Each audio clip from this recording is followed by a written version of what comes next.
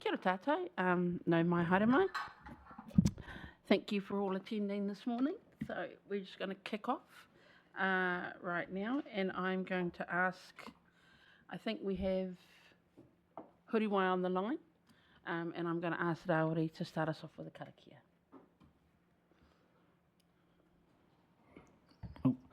E pā whakatū whirahi ai ngā kua hawa te tika o te pono te māramatanga, mā mātou anō koe e whakamoemiti e whakakorōria ki te toi ngā tapu. Āmine. Āmine. Kia ora, Raori. Kia ora. Right, here we go. This is the first official hui of this year for Te Whakaminenga, I believe. It is? Oh, very nice. So just starting with apologies. We've got apologies from Kathy. We've also got apologies from Deanna from the iwi partnership team. Do we have any others around the table that we know of? No? And I believe we don't have to move those apologies. Great. And I have not been informed of any public speaking time. Do we have anyone in the gallery? Kyle? Great. Now, moving on to number 4. So, further agenda items. So, I'd just like to put in, after our reports and updates, just to have an open discussion, one about the Māori ward and what that might look like, and then just quickly, just a verbal update around the Te Whakaminenga celebrations. Yeah, because that's been raised just to see where that's at, and we might end up taking that offline if we go down into the detail. Does anyone else have any? Yes, Madam Chair, could I just flag a conversation like you're talking about just around the representational aspect of iwi at the council table, and yeah, just a general discussion around that, and Great. That would be marvellous, and just that representational question, mixed question, if you like. Yeah. Yeah, so we'll discuss those after we have our reports, those 3 items. Okay, so can we make a note of that? Great. And next we number 5, moving on to confirmation of minutes. So I'll take the minutes as read, and we do have to move and second those, I believe. So can I have a mover for the minutes? Mayor Janet and Councillor Halliday. Thank you. Now, our first report on our agenda is about the Reserve Management Plan, and I believe Brenda and Yolanda are going to present that. If you want to come up to the table. It is Brendan, isn't it? Brendan, yeah. Good, great. No, but he's not here. So. Brendan's, yeah, because you're not Brendan. Wani? Yeah.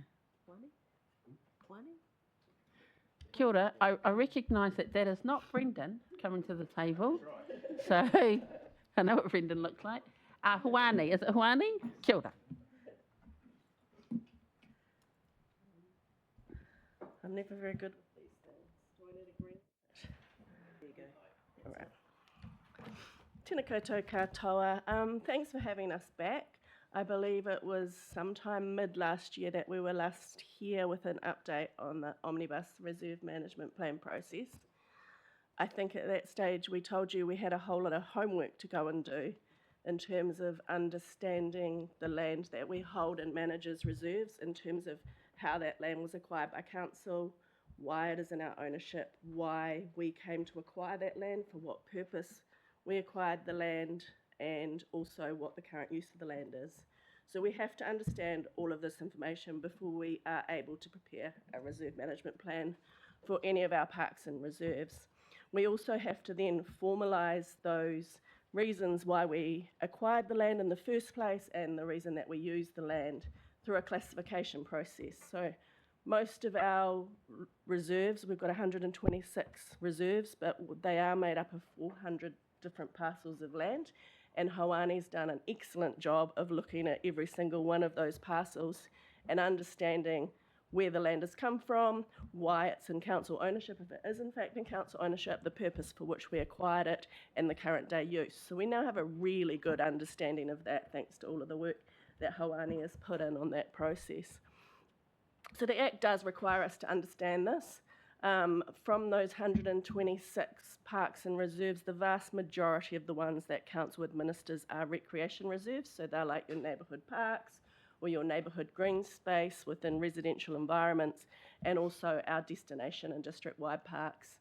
We also have a large number of both coastal and freshwater esplanade reserves stretching right throughout the district. And we have a lesser number of historic reserves, scenic reserves and nature reserves. So the Act does require us to provide a formal process for classifying the reason that we have those reserves and what we manage them for before we do an RMP. So that's essentially what we've been doing, getting those ducks in order. And we are on Friday having our third hui with all of our iwi partners, where we'll look to start confirming those classifications and those purposes for that land with those partners on Friday this week. So that's pretty exciting to be able to get to that stage with them. Once we have been through the classification process, we are then able to prepare reserve management plans for those reserves. So I think the purpose in the Act is essentially you need to know what you're managing the land for. What are the values of the land? Why do you have the land, and what are you going to manage it before you can write the management plan, which makes a lot of sense. So in terms of the reserve management plan, I think we probably mentioned last time, we have about 20 reserve management plans out of 126 reserves, and many of those management plans are well over 30 years old, so they're well out of date and no longer fit for purpose. Rather than updating those and writing another, 120 or 106 of them, we are looking to do an omnibus reserve management plan. So we've also been getting things in order to enable us to do that. The Act sets out quite a prescriptive process for preparing a legally enforceable reserve management plan, and that starts with a public notification of intent, which can only be publicly notified after a full council resolution. So in March, we are intending to go to council, not only with formalising a number of reserves for their intended purpose, but also seeking council resolution to notify our intention to prepare an RMP. So essentially, if that resolution is passed, the notice will go out and we'll enter into a couple of months of public consultation and engagement, and that'll be the first chance for public to come in and have their say. And we'll be asking them things like, what would you like to see more of on your reserves? What would you like your reserves not to be used for? Which areas and values are important for protection and enhancement? Which areas do you think should be developed? What type of activities would you like on your reserves? Would you like to see more coffee carts, less commercial activities? We get questions every day from the public wanting to use our parks and reserves land for all sorts of things, from private enterprises, saunas, coffee carts, food trucks, to more community-based activities, tai chi and that sort of thing. So a reserve management plan will allow us to understand from the community and the council what sorts of activities are acceptable and considered appropriate in terms of the enjoyment of that public reserve land. So essentially, that's where we're at. After that 2-month-ish public engagement and consultation phase, we'll take that feedback, we'll analyse it, we'll look at it, and we will draft the reserve management plan. Once it's drafted, it's then notified, and formal submissions and hearings, very similar to a district planning process, happens. So that's essentially our very brief update on where we're at.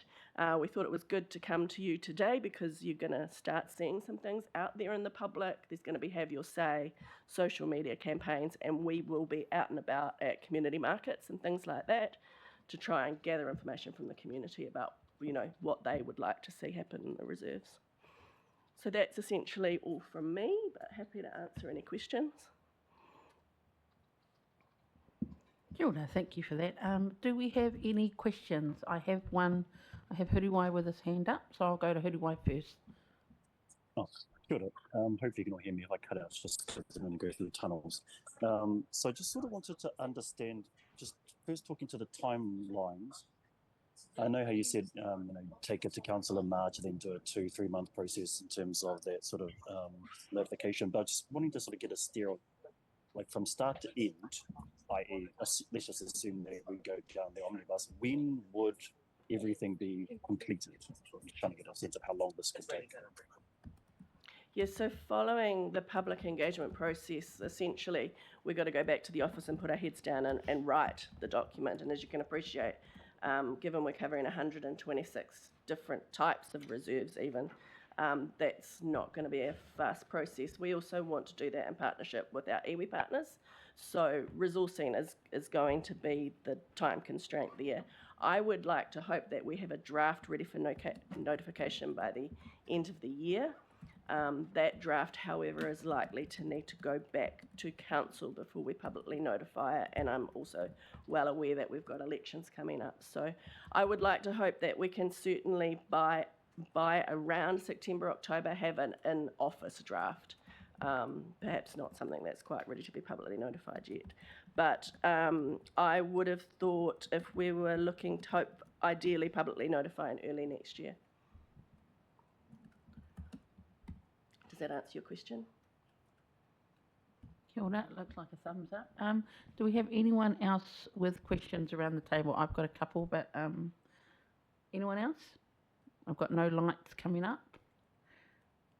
Nothing from Rawiri online. So just my question is around, it talks about cultural values, and I'm just thinking in terms of conversations that we have when we're talking about land. Is it in the scope to consider, because cultural values is a very wide range, are you thinking, because from my head we're looking at the environmental aspects of the reserves, we're looking at the history of the reserves, and we're looking at, wāhi tapu and significant sites. So is that all in the scope of the discussion? Yes, absolutely. Right. And we've already had a number of discussions with our iwi partners on those things. We will delve more into that on Friday, and as we work through the classification process. But certainly that's been something, the intention always was that this process was co-designed with our iwi partners, and all three have been pretty actively involved over the last 12 months. It is certainly forefront. Great, thank you. And we have a question online from Rawiri.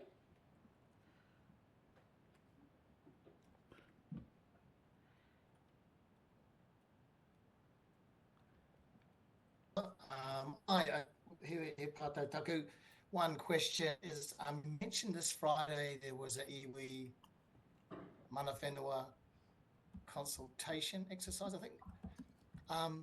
What time is that, and who is attending from Te Atiawa, just out of interest? That's a very good question. The workshop is, I'm going to defer to Hoani. I've just come back from 2 weeks leave and he has been diligently organising it. Yeah, starts at 9:30 on Friday, and I believe new representatives from Te Atiawa are coming.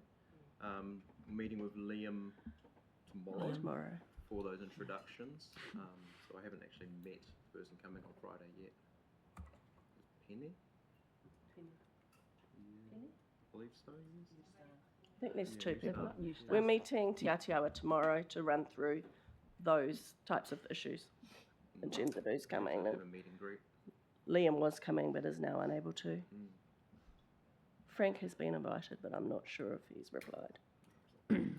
I'll follow up with those individuals. But you don't have anyone listed for Friday from Te Atiawa? Yes, we've definitely got at least 2 attendees from Te Atiawa.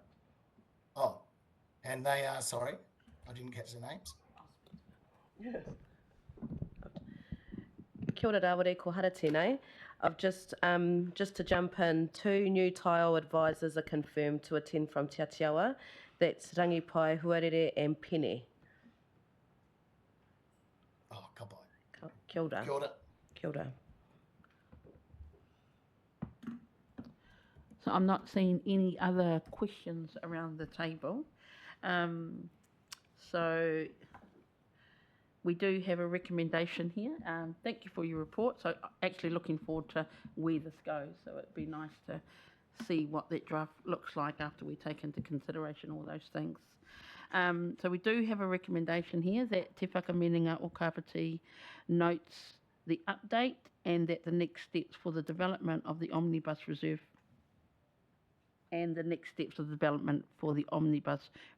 Management Plan. Okay, so that's a noting. Do we need to? It might as well just be tidy since it's there. Yeah, okay. So what we'll do is we'll just have can we have a mover for that? Yes, thank you. And can we get a seconder as well, please? Do we have a seconder? I'm looking around the table.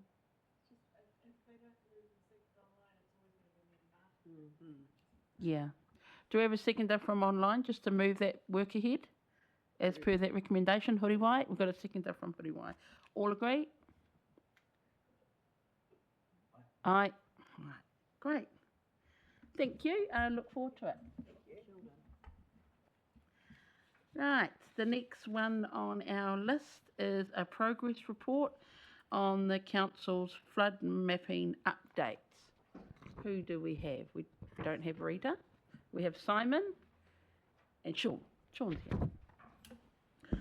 Kia ora. Rita's an apology, but Simon within the Stormwater and Coastal team has been managing this process for a while, so he's more than capable, I think, of giving you a fulsome update and happy to answer any questions you might have. So this is an update, the work that's been going on for quite a while on our flood hazard mapping project, or update to the current maps, but I'll let Simon, he can run through his presentation, which covers all of that stuff. Thanks, Sean. Kia ora koutou. Rita might join us as we go along. So just, and looking around the table, a number of you probably have seen this presentation. We did brief elected members prior to Christmas. So this is just an update, as Sean said, on our flood study, on our flood model. So I'll just give a brief outline of the history of our flood model, the details of what the new model includes and the advantages of it, how we're going to go about doing the update, and including the proposed engagement, and then talk briefly just about GW, Greater Wellington's flood study update as well. So none of this is, in a sense, new. Council has had a flood study, a flood model since the mid-1990s, and that flood information was what's incorporated into the current district plan through Plan Change 51. It was also updated in the mid-2010s, and you can sort of see this is an early version of those flood maps that were done. I don't know why it's just skipped there, and that's the one in a flood. Can I stop it from? It's all just skipping forward. Yeah, not quite ready for that one. Okay, apologies. So, yeah, so the current maps that are in the district plan and are currently in the flood model are based on the 2010 LiDAR, which is topographical information caught by lasers through airplanes flying over, and it includes 2007 climate predictions. However, the current model isn't up to date in terms of the current recent developments in the district, such as the expressways and a number of private developments. And there's also a lack of representation of groundwater effects within the flood model. So the new model essentially addresses a lot of those issues. It also incorporates new updated software technology for flood modelling, which uses a more detailed rain on grid method. And it also includes updated climate prediction advice from Ministry for Environment, and includes all the infrastructure and recent developments, which all in all will provide a greater level of accuracy in terms of flood behaviour in the district.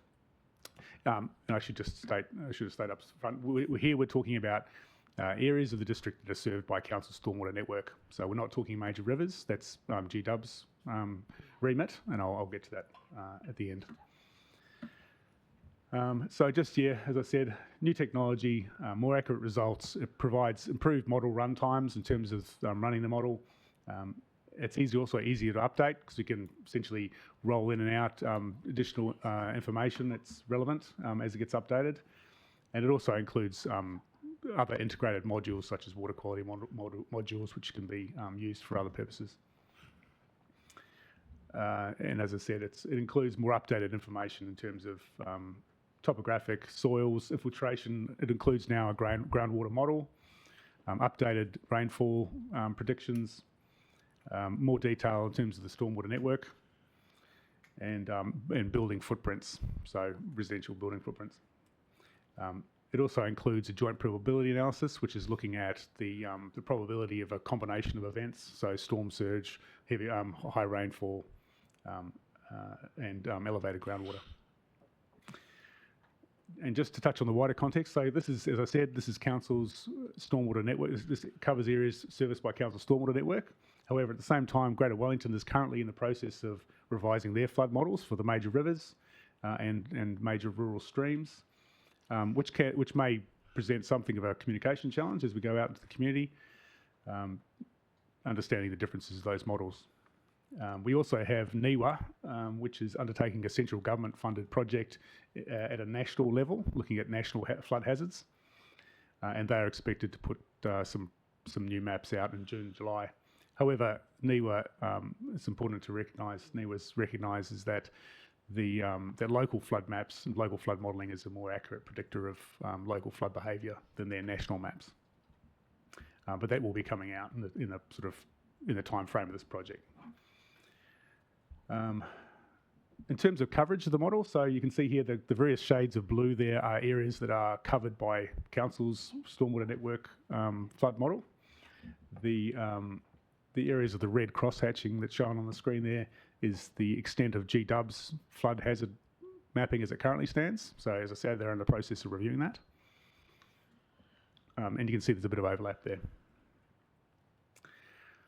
So, so where we are at this point, so we're really, the focus of this project is to update the flood model. So we've got a new tool really to inform Council's decision making and the decision making of other private parties and infrastructure providers. So the intent being that we'll have a shiny new model that'll give us better information. We'll be seeking to, so we've got a model that's been built and calibrated based on the 1 in 100 year flood event, so the major flood event. And we're looking to go out shortly. So we had an earlier period of community engagement, or sorry, just community information about being aware of flood hazards in the district. That was happened prior to Christmas. But this next phase will look at engaging on the new model, seeking feedback about the accuracy and seeking local information about what people understand flood behaviour in their area to be, with the intent of finalising the model and then having it ready for use. So in terms of project staging, so as I said, a bit prior to Christmas, we had a flood awareness campaign. So it was a fairly soft launch. You might have seen online, on social media, just letting people know about the flood characteristics of the district, the fact that we do have elevated groundwater and the district is fairly flat, which makes it prone to flooding. So that happened before Christmas. As I say, we'll be going on to community engagement next. Which will then provide feedback and refinement of the model before reporting it and integrating into business as usual. As I say, that was the engagement before Christmas. So the next stage we'll be releasing some draft maps via an online portal, and that's being constructed at the moment. We'll also include direct communication with affected property owners. So these are property owners that have been newly affected by the model. So the flood model, because of its improved accuracy, it does provide a finer level of detail in terms of the areas that are affected, which does mean that it does pick up on more minor flooding in more areas of the district. So we'll be just communicating directly with those landowners affected.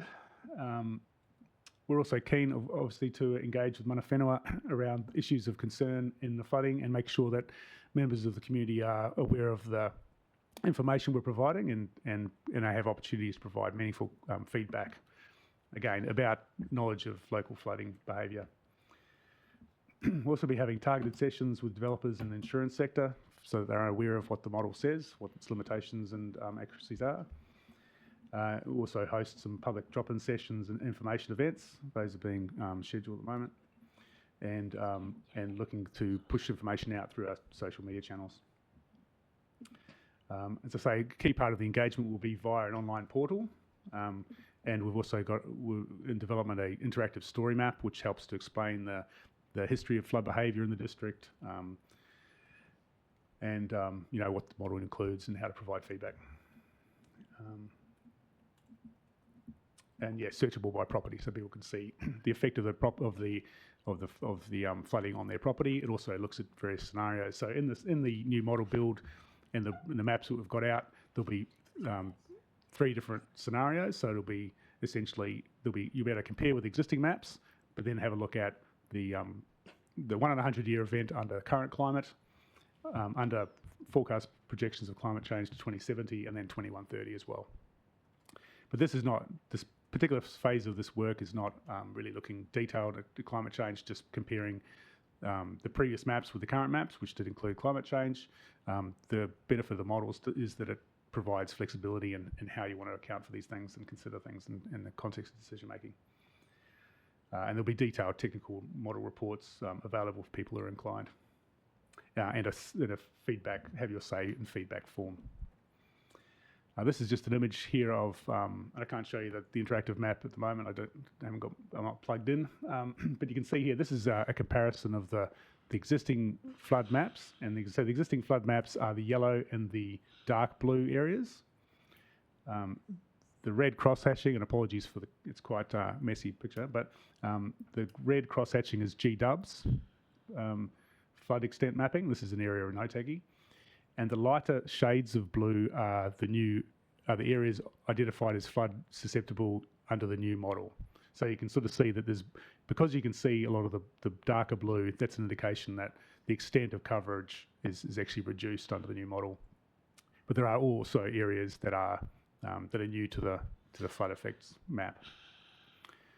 But there'll be more detail on that once we get the model, the portal finalised. Just to touch on GDub, so GDub, as I said, is also in the process of updating their models. Their models cover the areas of the Otaki River, including Waitohu Stream, the Mangapori Stream, Waikanae River, and Mangoni Stream. As I say, they're in the process of building theirs. They have done some initial engagement seeking flood photos. They will be consulting on a calibration event in the next few months, they say. And then they'll also come back with a 1 in a 100 year flood event for consultation. And that's their general time frame. We'll see. So as I say, the next phase really for this project is we're finalising the engagement materials. We are coordinating with GDub to try and get the communications as clear as possible around these projects. We are in the process of planning some community engagement events, so drop-in sessions, and we're keen to get feedback about the best ways to engage with mana whenua on seeking feedback on the model.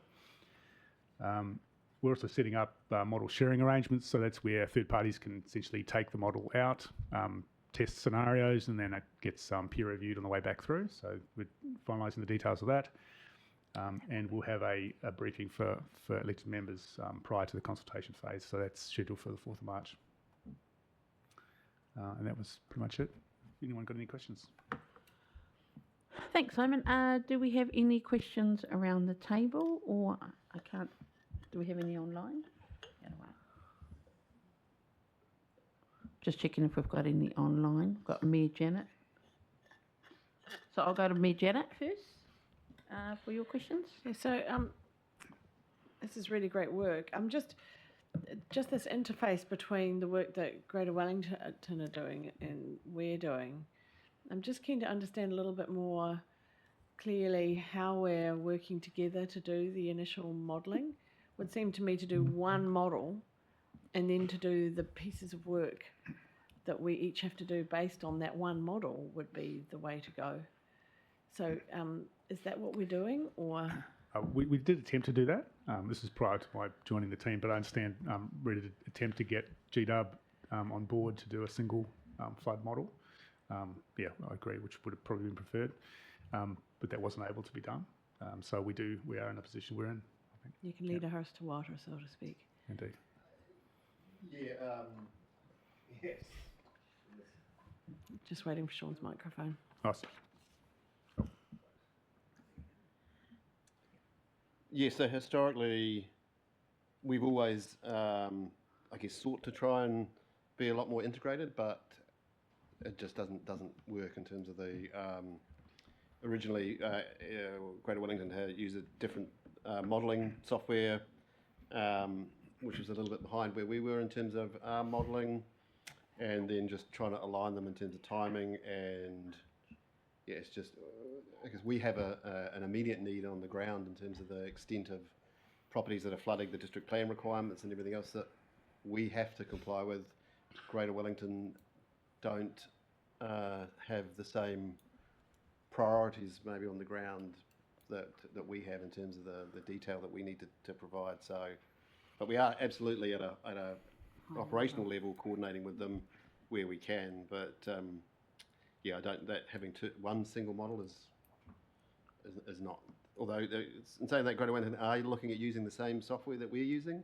Yep. So they're using TwoFlow, which is the same. So potentially there is an opportunity in the future to integrate them a bit better in that sense and have the same. You would think that would be a reasonably straightforward thing to do to bring them together once they're in the same software. So optimistically, that might be something we can strive for. And do you ever get a discrepancy with using the different software between the extent of the hazard or the results on the ground, or usually your result where they overlap, do they align? I guess is the question. They don't. So Greater Wellington don't incorporate our network. So our network is a lot more granular in terms of that extent of flooding. Greater Wellington's is the larger rivers. The original models were 2-dimensional. We're talking about 3-dimensional. So they overlap in terms of the extent of their maps, but they don't integrate in terms of the connectivity. So they run sort of in parallel, one over the top of the other. So that's basically a function of the way that they are at the moment. But so you're provided with two different layers, and they're not integrated from a functional point of view, but spatially, when you look at it, you can see the one overlaying the other. Yeah. Right, and we have a question from Martin. Oh, feel free to go to the guys on the screen if you like. Okay, so I'm just before I go to the screen, I'm just going to acknowledge that Whai Denise has joined us. Kia ora. And I'll go to Rawiri first.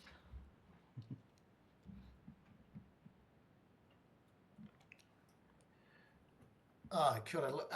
Yeah, great mahi there. Looking at this, I just got one question, and I guess it relates to like a 1 in 100 year storm event, rain bomb, whatever you want to call it. And the Pūrākau and our area of especially Waikanae, but would apply to some areas of Paraparaumu. And it's does this cover an event like slips from the puke behind Waikanae and the likes around our Kāpiti area, given that there's increasing land clearance into the ngaherea, the forest up on those extreme slopes, and of course that's how they were formed. But with an extreme rain bomb event, as we've seen overseas, we have events, slips that come down into built up areas. So I'm just wondering, is this covered in this plan, or is that another scenario covered under another plan? Just a ignorant question there. That's right. Thank you for the question. No, it doesn't. Essentially, the model is looking at the current topography. So the current topography, existing infrastructure, that sort of thing.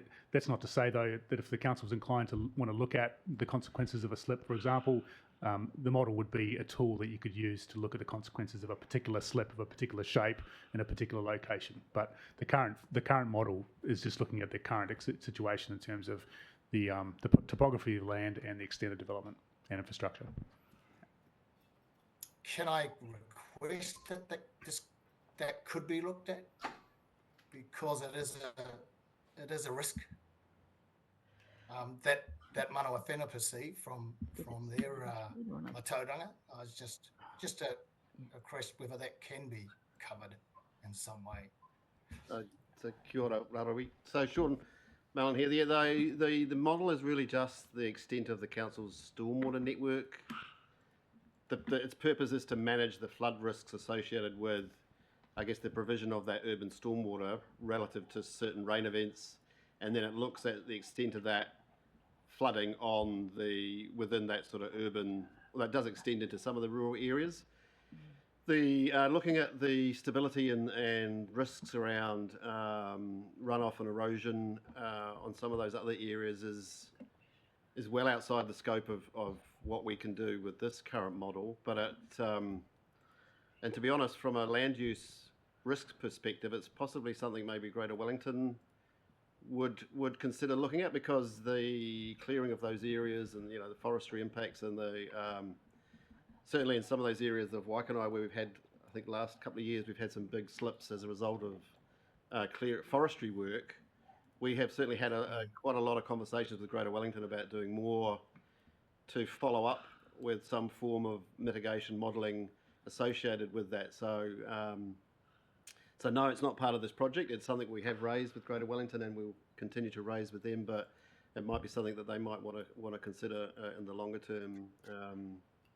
A piece of work we did do a number of years ago, which might be useful in that extent, was to look at the extent of forestry across the district and provide an assessment as to when that might occur in terms of logging. But we did that from a transport point of view. So that report is still here, just to give us an indication as to what the damage might be on our local network when all those forestry blocks get to the point where they're looking at harvesting them. But you could use that same information, and we're probably something we'll raise with Greater Wellington to look at the risk of slips and other erosion issues associated with that forestry activity in the longer term, because you can use our GIS data to basically do that work. So so a good suggestion, and we're happy to take that further and flag it with Greater Wellington for something they might want to look at doing. And just to add to that, sorry, Dari, just to add to that, I've just had a word with Hara in terms of actually finding out where that sits, because it's not just that area.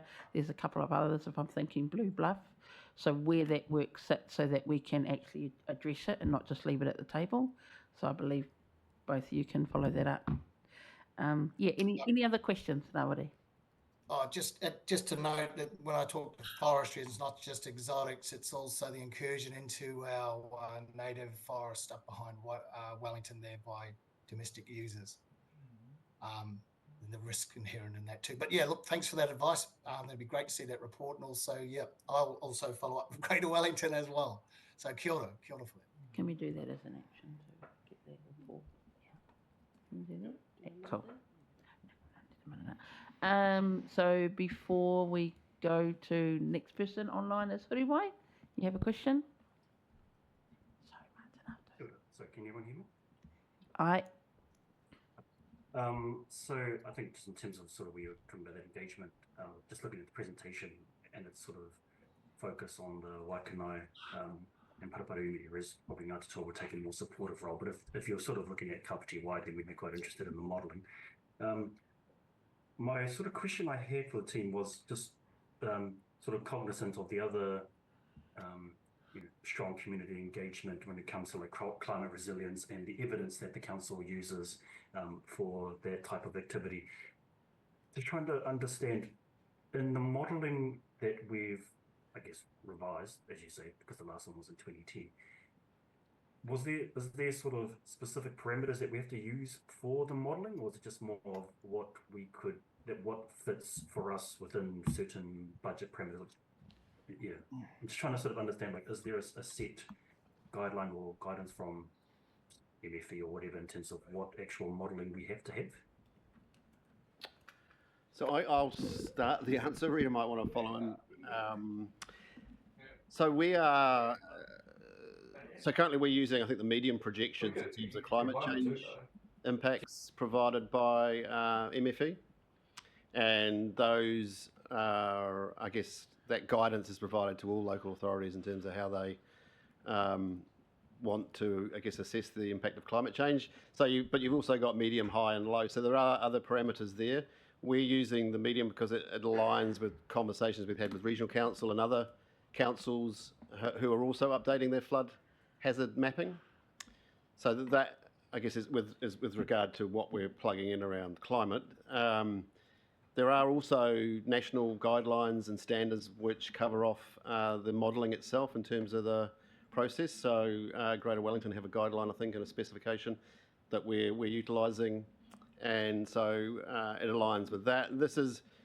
So I think one of the big differences here from the coastal conversation is that stormwater flood hazard mapping has been something that's been common practice across New Zealand for, we started this process in 1998. We had a further update in 2004, another update in 2010. It's recognised, I guess, in terms of the process and the extent of how that work is provided, whereas the coastal hazard assessment work is not as nationally sort of embedded in the way that councils undertake their work, and so that's a significant difference. The other difference is with the coastal work is that we already have provisions within the district plan that relate to flood hazard and the extent of that and the rules associated with the district plan. So again, the coastal work is something that hasn't been updated since 1990 something. So again, there's a much bigger gap between the work that was done previously and where things are at the moment. So, and the other point of difference is the flood hazard mapping that we have at the moment is also linked to council's investment program for actually dealing with a lot of that flooding. So back in 2015, 2018, both those LTPs, we did a whole lot of work across the catchment to look at how we could mitigate some of that flooding. So there's $250 million worth of investment sitting in the long-term plan to look to mitigate a lot of that flooding. So yes, we're aware of that concern from some parts of the community.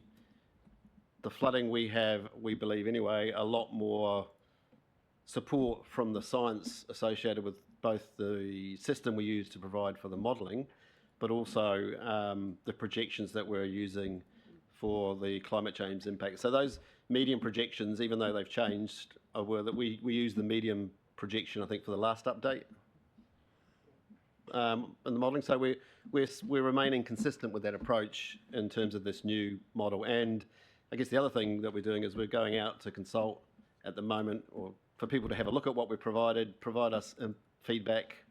We can rerun several scenarios very quickly, and it's not that hard to plug in some different parameters and see what they look like in terms of the flood extent.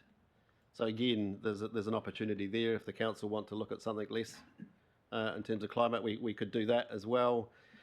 But I think also if you live in Kāpiti, a lot of the areas, if you have a look at that map that we just put up there, a lot of the areas we're talking about are low-lying, below the road. People have not an acceptance, but I certainly get a lot of complaints from people that flood. And so I do think there's quite a significant difference between the two work streams, and so hopefully that answers your question.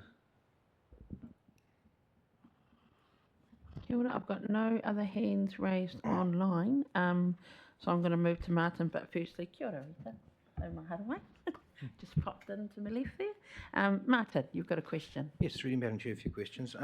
Just more clarities on anything else. So just checking with regards to the mapping contract that we have, is that an access contract? Is it constantly being updated, or is it just a point in time? It was So there was a contract awarded to do the work. No. Do we have an access? What type of arrangement is it? Is it an ongoing updated map, should we say, and we've got an access contract to it, or is it a slice in time, a point in time that's being used as such? It's a point in time, and we're provided with the software belongs to the council. We're provided with a map at a particular point in time that they run that scenario, but it is very flexible in that we can run scenarios. We can update it every 12 months, every 6 months if we chose to.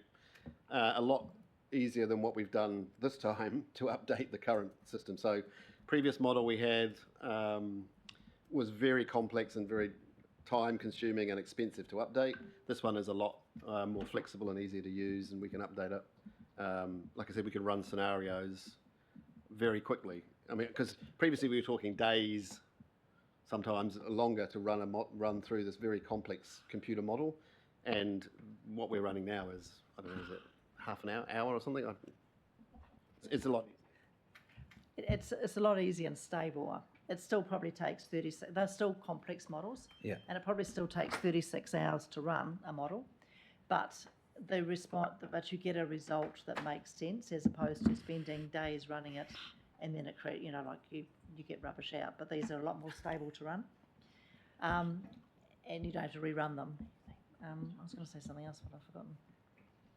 Oh, and the whole purpose of these models also is currency. So we don't need to rebuild the same as we've done now. So they're built and managed to be able to swap out if new LiDAR comes in.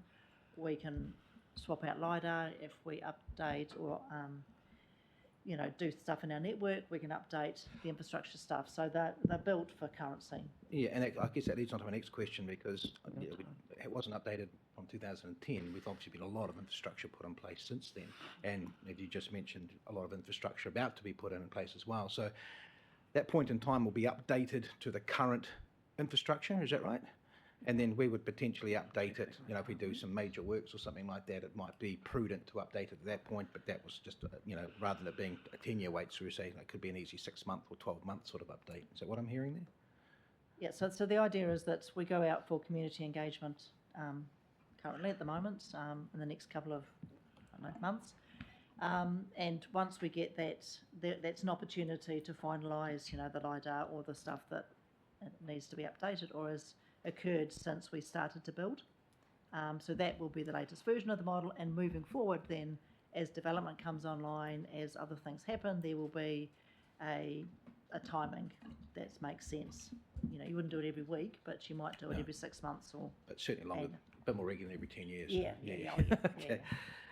You talked about third-party access. I think I brought this up at the councillor meeting, and I've forgotten what. But does that mean that people can play around with the model, or is that's not really designed to be that sort of thing? It's still a very complex model. The premise when we started was that people would be able to check the model out, and if they are suitably qualified, they can check the model out and do their scenario testing in the model, and then they would check whatever they've done back to council or their consultant, and then we would be very easily be able to tell. So it takes all the peer review, it takes some of that anxiety around what have they actually done in the model. It would be very easy to tell what they've done and to confirm, the outputs. So in theory, a third party could be, just use an example, Somerset development going on down there. They might want to model what infrastructure impact there would be, and they could fundamentally pay for that service, if you like. Yeah, they check it out. They can either do it themselves or engage someone else to do it. Yeah. Okay. But it is available. But it's about making sure that whatever is done outside the model, there's a process for bringing it back, because you do want one version of the truth. Yep. And you don't want multiple versions of a model floating out there in space. They need to check out for that particular development, so they get the latest version of the model, and then they do what they need to do, and then they check it back in, and there'll be a process around as-builting and when their scenario test actually absorbs back into the model, and there'll be a process around that. And we'd have a one truth overlay in the district plan sort of we'll thing. manage that quality. So at the moment, that development, they have to get us to commission an external consultant through us to model their scenario. They pay for all of that, but it might take 6 to 8 weeks for that consultant, because there's only one that's able to work on it, to do their work. And if they want to run 3 or 4 different, if you're a consultant or a developer, you might want to play around with, I'll have a pond over here or one over there, or they have to run those 4 separate scenarios, and then they have to wait and they have to pay for that to happen. So this system would allow them to do that themselves if they're competent and qualified, and if they meet all of our QA, and the system is set up to allow you to put checks in there, so it can tell you what they've changed. They can run that themselves. They can have a modeler on staff that does it. They then take the model and then they provide it back to us, and again we check off that what they've done is accurate and everything else, and then we can move forward with the development. So it removes one of the areas of frustration for developers, which is a time one, which is a major one, and cost. But it's only for stormwater at the moment. We still have that system for water and wastewater, so we're looking at how we can improve that system as well, because at the moment they again have to wait for us to get that modelling done to check that we've got capacity for their development to occur on the big stuff. Okay, cool. And again, building onto that, so we've got our that tied into our stormwater network. How do we address issues outside that stormwater network? Is there modelling available outside there, or is it just that's just a whole different equation as such? There's a combination, I guess, of Greater Wellington, But if you're outside the urban network, you're not paying stormwater rates. So our focus is specifically on those areas that are covered by the network. So we have extended it, I think, this time into some other areas out towards Pika Pika. Rita might be able to talk about that. But to be able to follow up and do anything about it, you need funding. Because if it's highlighting a flooding issue and then there's a need for investment, then it was something we talked about, I think, previously, about whether the council wants to look to extend the scope of that stormwater management, but it would be a significant change from the current system to move to a broader approach to, I guess, rural stormwater flood management. Yeah, we traditionally we had 7 models. We've now got 9, so we've just introduced 2 of the growth areas as models, so we can actually assess applications that come in those areas. The other people that are in this space are NIWA. NIWA have run a pilot and used Waikanai as their pilot study. They chose a rural catchment, a small kind of urban catchment, and somewhere down south, I think, a city, maybe. So that's going to, and it was part of their, they got funding for a national, rolling out a national flood hazard mapping stuff. So it's not as, it's really high level, doesn't include our network and a lot of the nuanced stuff that we do. But it does actually will cover the areas that aren't covered by anyone else, and that was kind of the rationale behind it. I think it's supposed to be out June, July this year. They'll be sort of Time's been quite nice. Unveiling it. And last question was, you talked about the light blue, so we're getting more granular. We're able to actually extrapolate more information out as such. But is that going to does that impact on the hazard aspect of things as such? Is that blue line, the blue water, shall we say, is still ponding, flooding, whatever?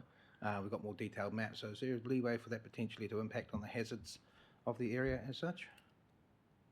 Potentially in a positive and a negative way, because of course we've got 10 years worth of infrastructure that's being factored into the model now as well, which will certainly impact on the hazard stuff.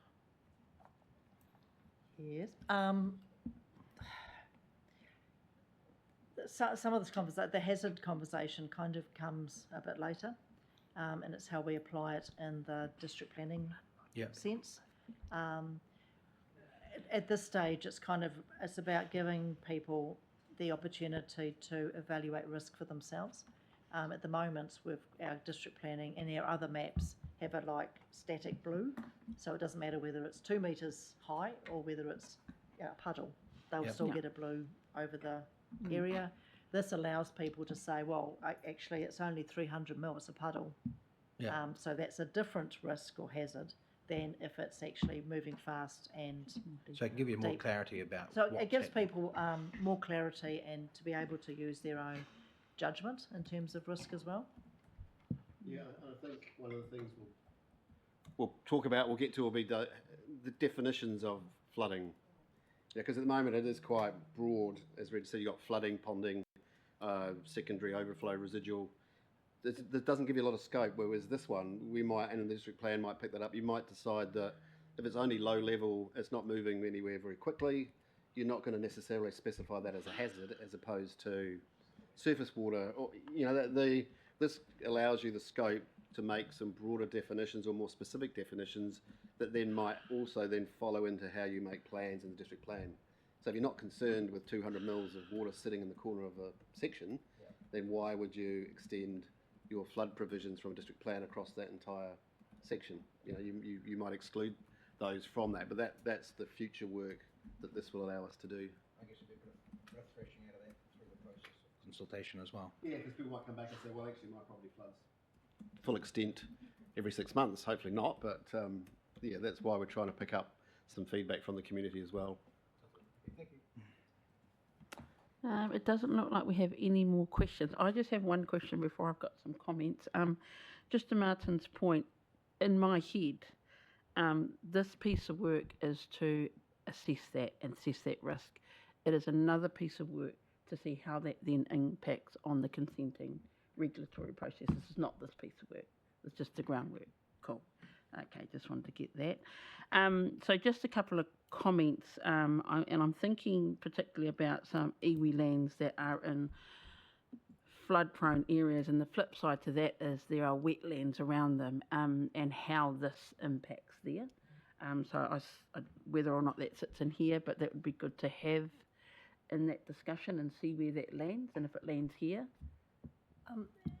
It is an opportunity. Like these Yeah. models are a huge opportunity to work with iwi and come up with scenarios, like test scenarios, and it's and would welcome the opportunity actually to sit down and Cool. you know. And also, I know that you've done a lot of iwi engagement prior to this, leading up to this work, and this is just a continuation of that. There was a question, and I will defer to our iwi online as well once I make my comment about how you engage with iwi. So there were some discussions last year about these pieces of work and how we come together to be most efficient and effective in discussing this. There was I know you're smiling, we're getting there. There was, so the idea is that we actually get a forum together, whether that's like a group with our iwi experts and our taiao units together with KCDC, maybe extended to GWC, I'm not sure. So just letting people know that that's probably where we can get our mātauranga Māori and all these things with that group, get them into this plan before it goes out to consultation or however that works. So that discussion has been had. There are also forums, like Sean alluded to, having the higher discussions around the catchment area and collaboration with iwi, GW and KCDC. But I think the point you made is those probably aren't detailed enough to feed into this particular piece of work. And although we're coming together at that level, it's working out the mechanics of how we roll that out later and how that impacts into all these discussions. So that is happening. Yeah. And certainly welcome the opportunity to workshop in any forum. Yeah. With anyone, Greater Wellington yourselves. I know we're playing nicely with Greater Wellington. We must all play nicely together. So I'm just going to ask Rawiri, Huriwai and Auntie Denise if they're happy for this engagement to be led through the iwi partnership team looking to form that kind of ohu or that ropu. How do you guys feel about that online, if you could give an indication?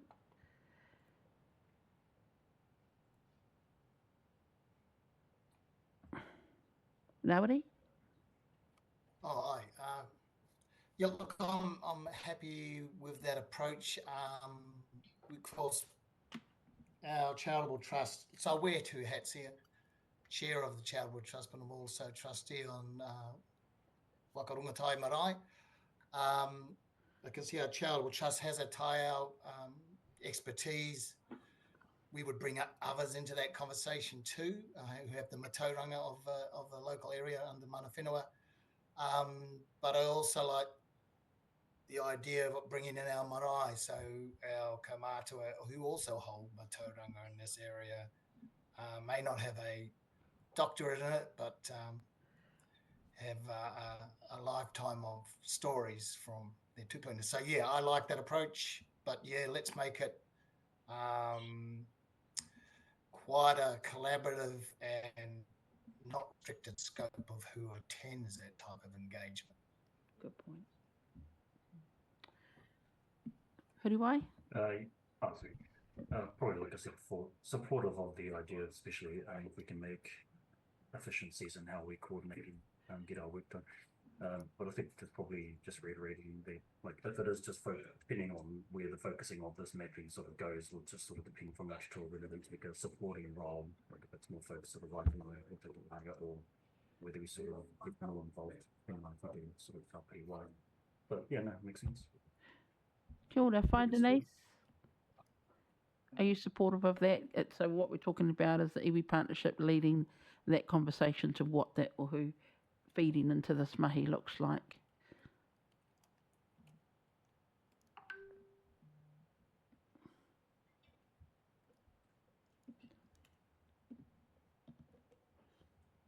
Can we ask you to unmute? I can take that up with Auntie Denise. if need be. So yeah, so to your point about how we feed in, that would be a good start, just coordinating that. And that's all the notes I had, unless anyone else has anything else around the table.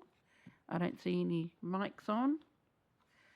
So we do have a couple of recommendations. So recommendation A is that we note the progress on Council's update of the district flood model and associated flood extents mapping. And B, note the outline of proposed iwi engagement activities to occur during community engagement stage, anticipated to commence in March and April. And so we've just given some feedback on that. So can we, online, can we have a mover and a seconder or around the table for those recommendations, please? Huriwai, we've got a mover in Huriwai and a seconder in Councillor Halliday. Kia ora. So we will move on to 6.3, which is the next one, which is local water done well update.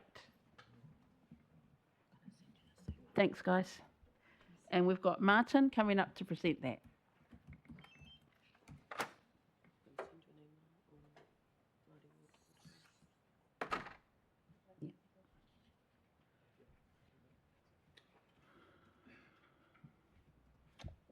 Kia ora, Martin.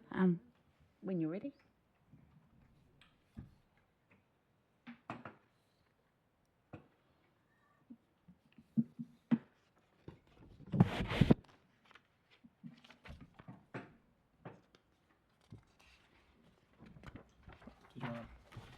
So kia ora. So Martin's here today to give you an update on where things are at with the current process linked to the government's change in direction from the previous government around how we deliver our three water services. So obviously we were involved in I think a 3-year process previously, looking at divesting management of our three waters to an external entity. National changed focus slightly. They are still pursuing improvements in how we deliver those services, but they've given councils more flexibility basically to make those decisions as to how best to manage it, rather than making it mandatory in terms of that divestment. They've given us the opportunity to work through a process that fits our needs, but also fits within their legislation. So there's some changes to the legislation that put a lot more focus on the how we're delivering those services, both from an environmental point of view, but also from a functional commercial cost point of view. So all of that legislation is almost embedded. The third round of that legislation is out for consultation at the moment. But so we've been progressing that work, and Martin has got an update, and we'll also be updating council later today on that process as well. So hand it over to Martin. Thanks, Sean. Kia ora koutou. Ko Martin Kolaho. Just a bit of background. I spent 7 years at Kāpiti being the water and wastewater asset manager from 2014, 2013, working through some significant projects on water, and just like to acknowledge the significance of water and the Māori water to iwi and mana whenua council and the communities.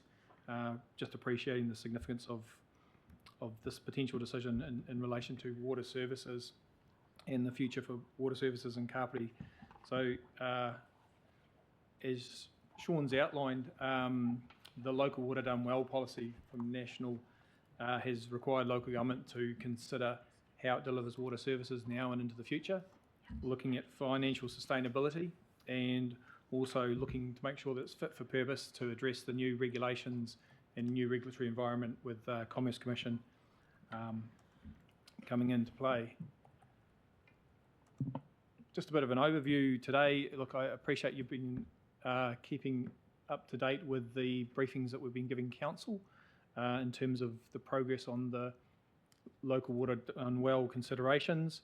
So just an update on the delivery models in terms of the options that council is considering currently, and an overview of those, looking to go to consultation, making that decision on the 6th of March to go to consultation on a number of options out to the community to get feedback, with hearings at end of April, and ultimately a decision, because the legislation requires council to lodge what's called a water service delivery plan by the 3rd of September, which sets its commitment in terms of the future for water service for the Kāpiti. So just give you an overview of where those models have got to at the moment, the options. We'll talk a bit about the joint water services, where a number of councils can come together and own collectively an organisation to run water services across a larger area than just Kāpiti. I'll give you an overview of the work that's been done in the background for the costs of those different options, and the next steps after that. And today I think it's keen to understand what's important in this decision for iwi for council to consider, and also the views on the options and any concerns, and then perhaps take that forward if there's further information that we need to support and have conversations around to build that knowledge and understanding about those options.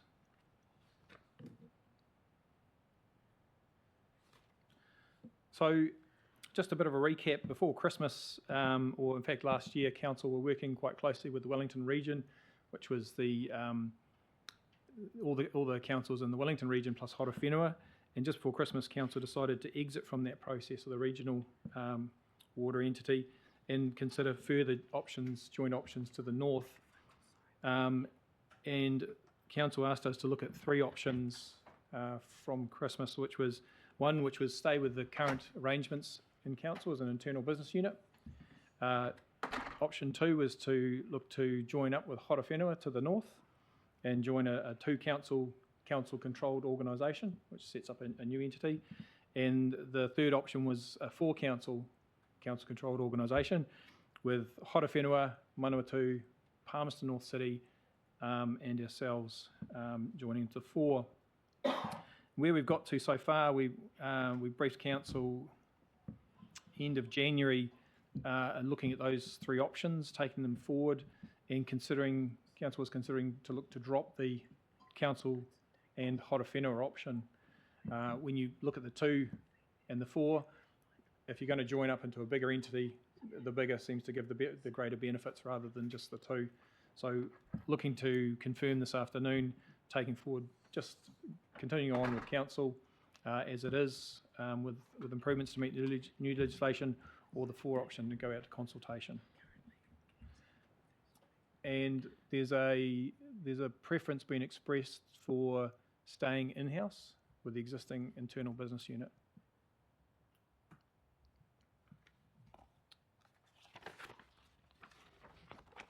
So a bit more detail on those 2 options that are likely to be considered in the consultation document. One is the existing in-house business unit with additions to meet the regulatory requirements, and that would be utilising the existing council iwi relationships. Council would retain the ownership, control and management of those services in-house, and that is the preference currently. And the alternative that's been provided is a 4 council option, or variants thereof, of councils that wanted to join that, with Whenua, Manawatu and Palmerston North.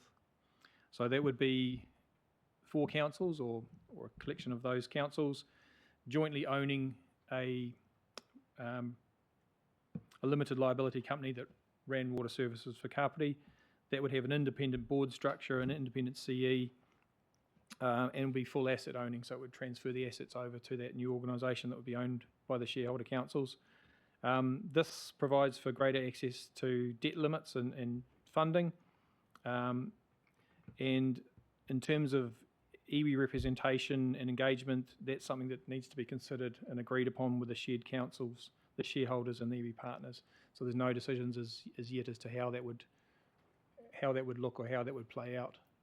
Those are the 2 options that are likely to go forward through for consultation.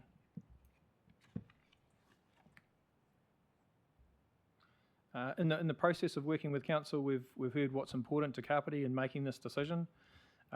Public ownership is important, and that is actually enabled in the new legislation, and there are some very strong privatisation protections in the new legislation. Financially sustainable and financially affordable, maintains a transparent charging for customers is always important. Safer and reliable services, so that our water services, water, wastewater and stormwater work well. Local priorities, So ensuring that we're building on the work that's been done in the past and maintaining the local Kāpiti priorities for growth in the future. Manawa whenua, in terms of ensuring that manawa whenua aspirations and concepts have meaningful influence in how we manage our water and water services, and then ultimately resilience of whatever organisation is either continuation of an internal business unit or an external company has the resilience to remain strong and function under all circumstances. So that's just a framework that we're looking to apply on the decision making to support the community consultation.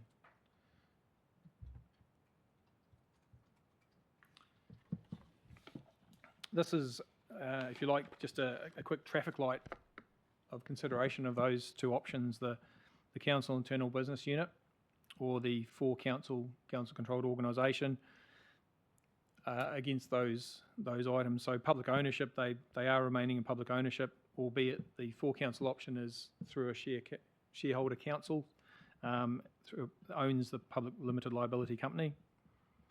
The Safe and Reliable Services is going to be regulated by Taumata Arawai and also the Commerce Commission, so that'll be quite a heavily regulated environment. So the performance of water services should be safe and reliable. In terms of manawa whenua, initial view on that is that the internal business unit obviously retains existing relationships and mechanisms for that engagement, and there is yet to be determined how that might play out in a separate for council organisation. Financially, the in-house business unit has the lowest cost option for Kāpiti for around 24 years and is financially sustainable within the projections that we have currently, whereas the for council option has initially higher short-term and medium-term financial costs for the customers, potentially, and local priorities through an internal business unit are directly controlled through council and directly given that influence, whereas if it was in a larger council organisation, each council would obviously want to put its priorities in that would then feed down to this independent board that would then decide the ultimate priorities for the water services in the wider region. And then from a resilience perspective, the size of a larger organisation does give you some robustness around resilience of people and processes over and beyond a smaller organisation, and hence that's why considering a two council option is less appealing than a larger council option, and there are some vulnerabilities around being a smaller organisation, as we just highlighted there in the orange. So that's just a quick sense of the traffic lighting of the assessments. And then looking at what a joint council water services organisation might look like, just in terms of a structure. At the top you've got the various councils, A, B, C and D, which may be the four from Harawhenua, Manawatu, Kāpiti and Palmerston North City, would then own shares in a shareholding council that would have representation on it from the councils, and then there would be actually the water board, the board for the water organisation that would then have the CE and staff, the water organisation underneath that. The regulators and legislators would interact with the organisation itself, and in terms of iwi involvement, that's, as I said, that's yet to be decided, yet to be determined what that might look like.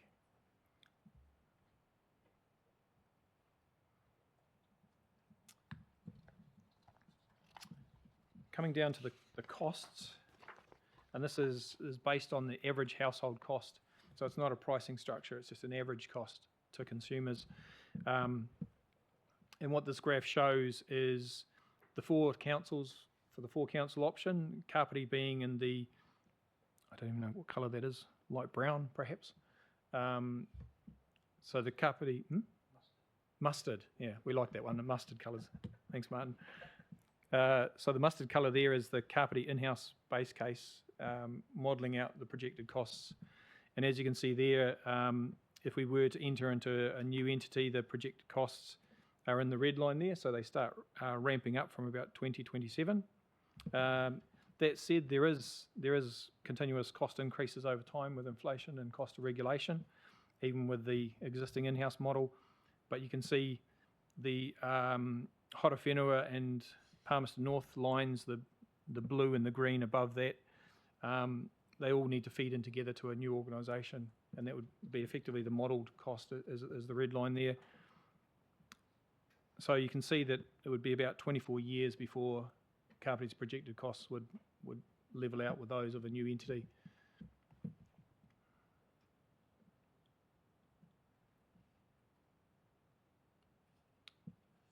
And just in terms of the next steps from here, is council is looking to approve a consultation document on those options. We're having a briefing with them this afternoon to go through those options and associated matters, with consultation period from 10th of March through to the 13th of April. And then there'll be feedback analysis, opportunity for hearings for people to speak to their submissions in late April, around the 22nd, 23rd. Also looking at if there's further council briefings through that consultation period as we do further due diligence on the full council option to make sure that we've really explored all those options and opportunities for council, and also the opportunity to have briefings and engagement with mana whenua and iwi about what's significant, what's important, and if there's any concerns in those various options. And then looking to have a decision about the future of water services model by mid-May, because from there it requires CE certification, sign-off and adoption so that it can be lodged with the Department of Internal Affairs on the 3rd of September. So it's a fairly compressed timeframe driven by central government and legislation, but just acknowledging this is a significant decision for the future of water services for Kāpiti. So looking for, I guess, your feedback and direction on what's important, concerns or areas, or further work to unpack the options. Great, thank you. Great report. I just have a comment or a suggestion before we go into questions. Given, like you said, the significance of this decision, so this is quite a major decision, and it's in one of the areas where we have a deep connection in terms of our water. And I'm just wondering, so we've all been around the table at the briefings. It would be good for us representatives to sit around the table and actually just get some real good information, and I would imagine that would involve yourself and whoever from the iwi partnership teams, just to fully understand the impacts of what this decision means to iwi. Because two things that stand out, and we discussed it in the briefing, the risks for iwi in terms of going into that full council model and what that looks like, and just determining our role and what our role is in this in terms of the waterways. So not to preempt any questions that are going to come, but I just feel it's too significant a discussion to be able to have here and then make a call, especially from our perspective.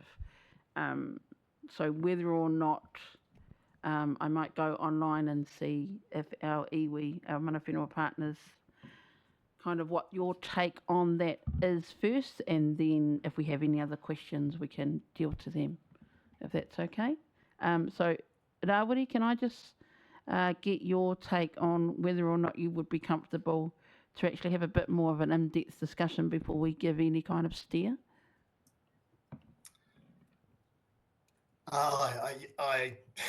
The consultation period is typical government.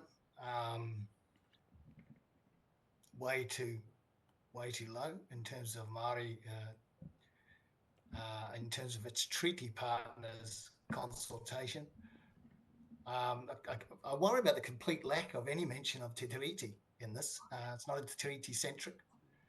But I understand, of course, we have that understanding with our local council. I'd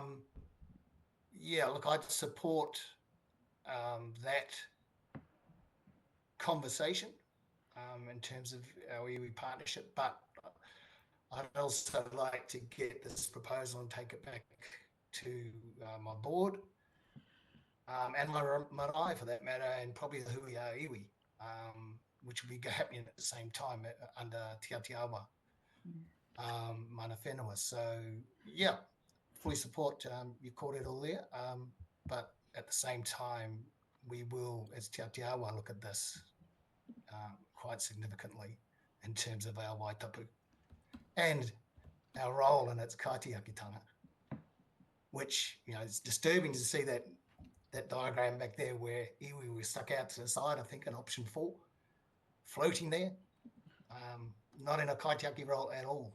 And that, yeah, so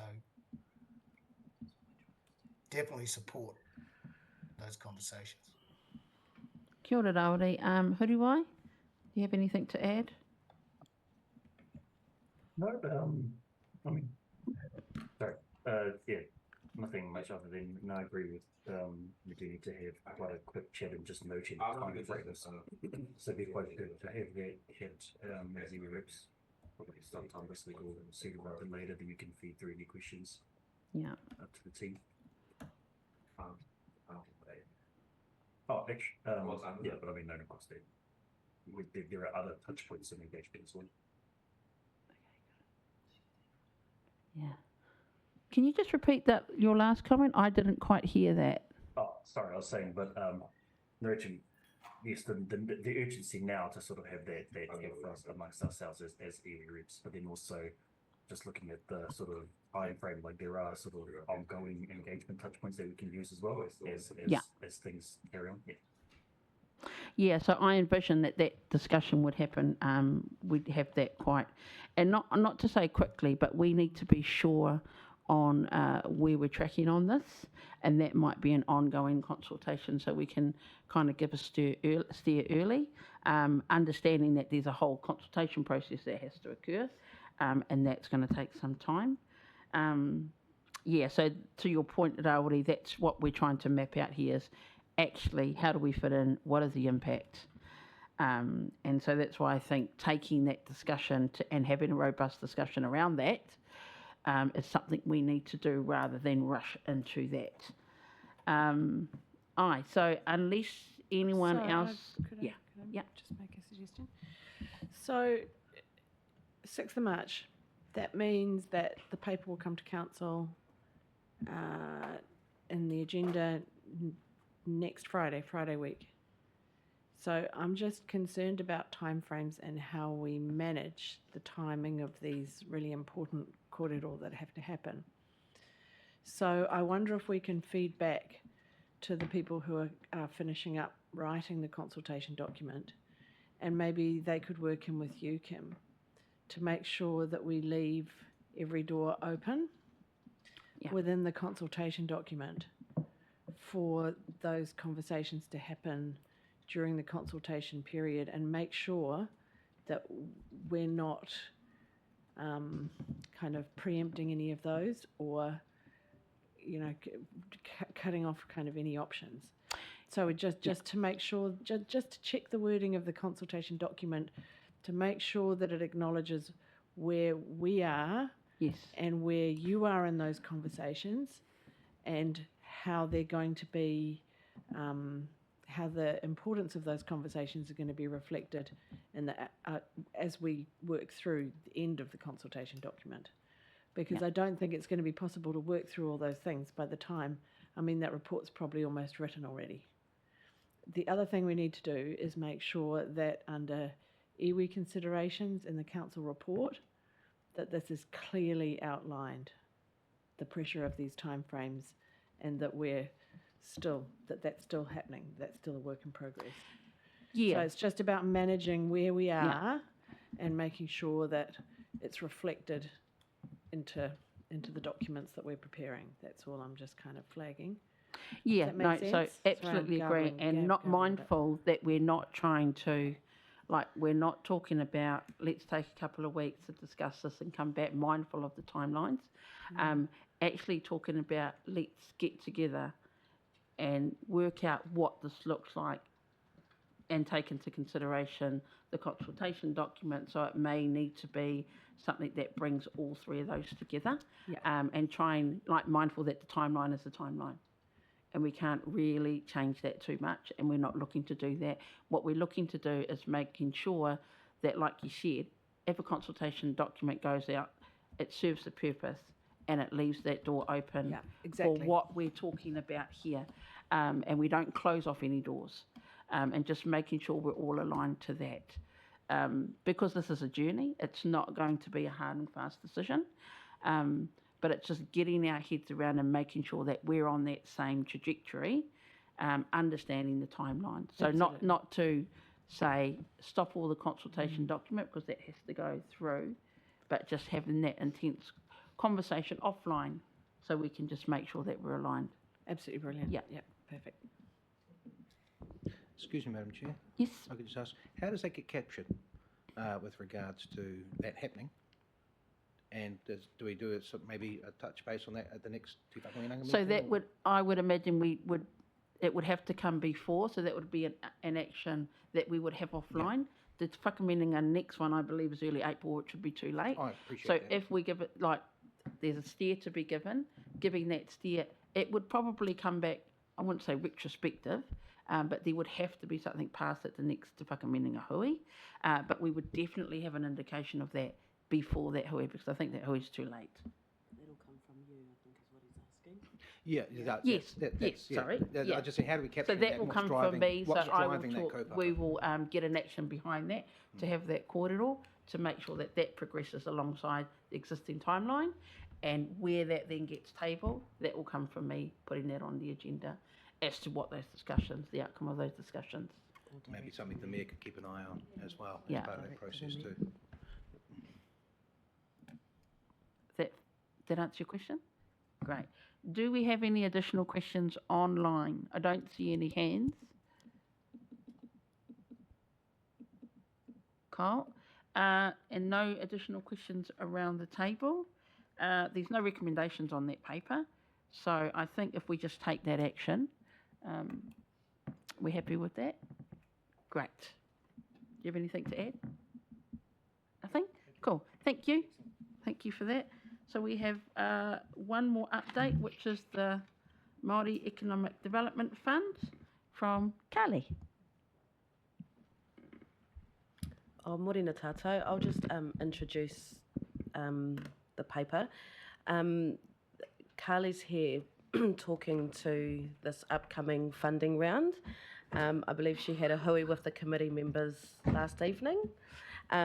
There's just a couple of updates to the paper that you received in the agenda that Carly will speak to. So, morena Carly, kei a koe. Kia ora koutou.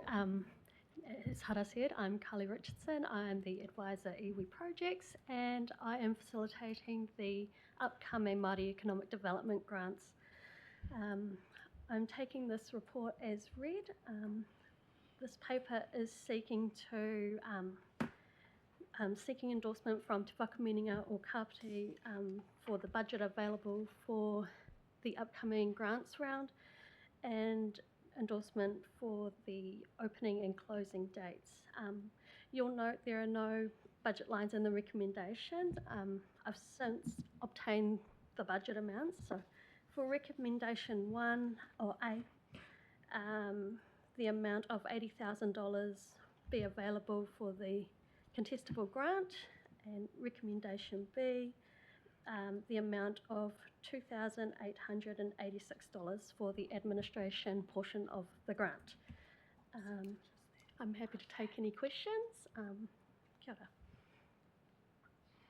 So do we have any questions from the table or online for Carly?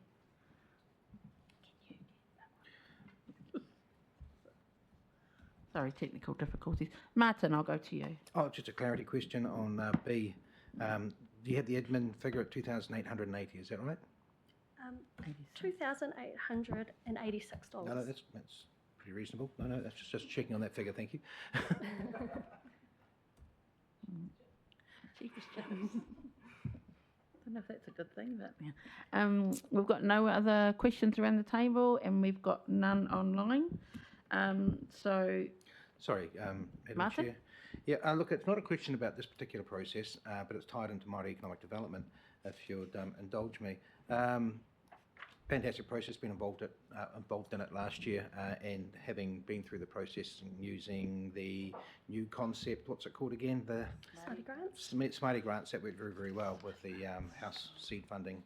That's also quite looking forward to that as such. But what this has sort of, I just wanted to just check, Māori economic development in general hasn't been reviewed for a while. With regards to things, we've got an economic development team, Kotahi Board, etc., and obviously all iwi are on that. So there's obviously an iwi influence in the economic development generally across the district. But we have a specific Māori economic development strategy as such. I was just wondering, as part of the general processes, when is that being updated? Is that being updated sometime soon, or is it being looked at being updated sometime soon? Morena, that's probably a question for me. We spoke, I think it's been on the agenda, as you said, for a few years now, but I think it's just its placement in terms of if it's part of a wider Māori strategy as a bolt-in on that or sits alone. Yep. So I think for consistency and probably to simplify it a little bit, it'll better be suited in terms of a wider Māori strategy. But that's something that we'll, as iwi partnerships, bring to Te Whakaminenga or Kāpiti sometime this year. Maybe in the new financial year. Yeah, no, that's great. I just wanted to air it. I appreciate we've already got iwi representation at the Economic Development Board and that sort of thing as well. So I'm not concerned that there's not the engagement there, if you like. It's just more dotting I's, crossing T's with regards to how we're moving forward. And it sounds like we're going to be having a conversation about, i.e., a Māori strategy picking up, which I think is a great idea. Kia ora, Martin. And just to add to that, that just may be a matter of our iwi partnerships team and our economic development team sitting down, having that conversation and figuring out where that sits in strategy and growth. Chris. And do we have any other questions around? Did you want to add to that, Chris, while you're here? I think only to say that we are connecting and working together, and I think it's a matter for us to come back jointly to say this is what we're thinking. Yeah. Great. And we have no more questions online. We do have 3 recommendations there that I'd like to move. Well, not me. All right. I will move them then, since I'm part of that group as well. So we've got A, endorse the amount of $80,000 available for the contestable grant. B, endorse the amount of 2886, which is a very specific number, for the administration of the grant, and endorse the 24-25 grant round opening on 24th of Feb and closing on the 30th of March. So I'd like to move that. Do I have a seconder, please? Mayor Janet seconding. All agree? Aye. Great, thank you. So that's the end of our updates, and we were going to move into some general discussion. I'm just going to ask, because it's 11 o'clock, do we want to just have a quick water break? 15 minutes, I would like to have one. So just for you online, we'll probably reconvene in about 15 minutes. Great. 15, that's all you get.